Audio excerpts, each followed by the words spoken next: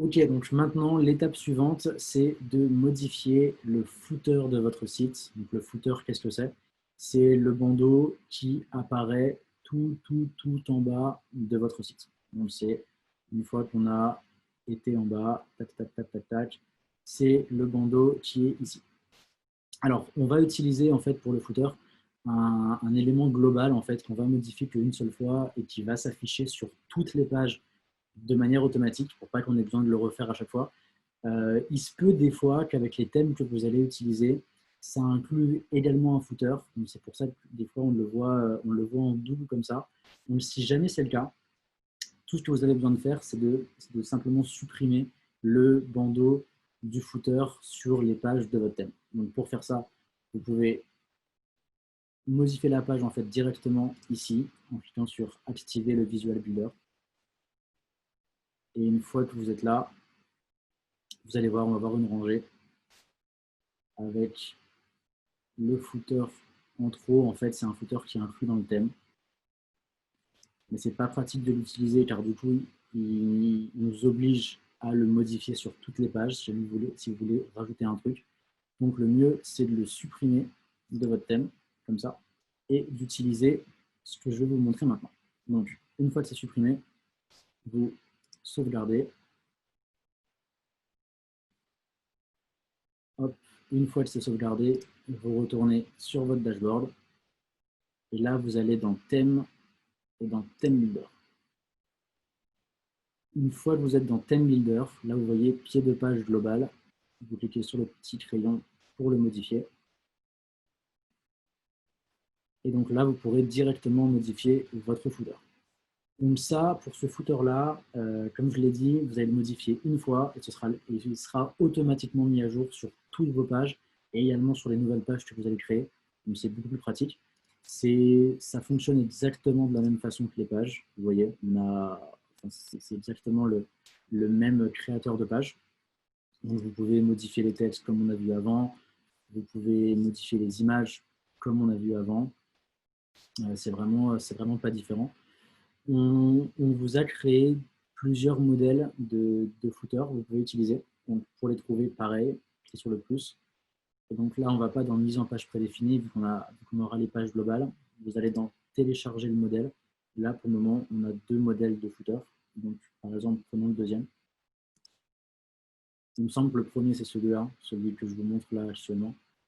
Et le deuxième, voilà, il est comme ça.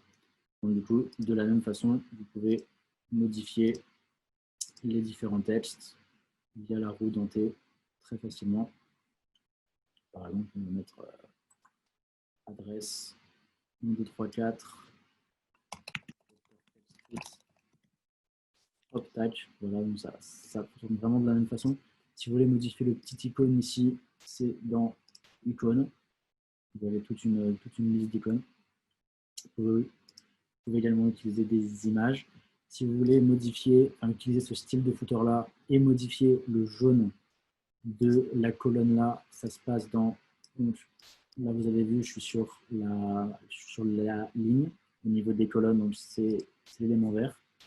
Donc, on est sur la troisième colonne, 1, 2 et 3.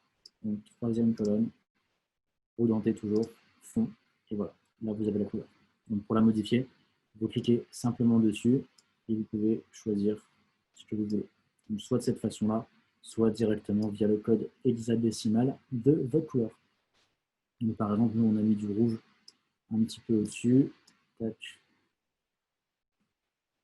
Donc là, on peut essayer de le trouver. Ou alors, si on veut vraiment utiliser exactement le même rouge que ce qu'on a mis dans le menu, on peut retourner dans les réglages, apparence.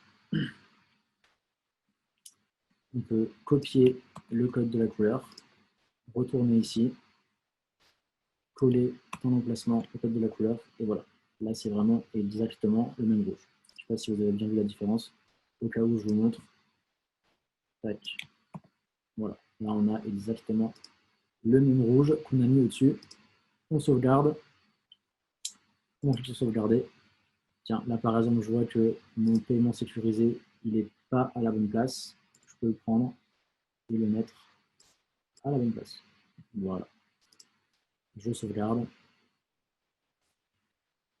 Et c'est bon, votre footer est créé. Allons voir sur le site. On quitte ici. On sauvegarde notre footer global. On va sur le site. Et donc là, tout en bas, on a notre tout nouveau footer. Et si on regarde sur les autres pages, tac, il a également été mis à jour. Donc là, pareil, vous voyez sur ce thème-là, on va avoir cette bande de footer qui va apparaître.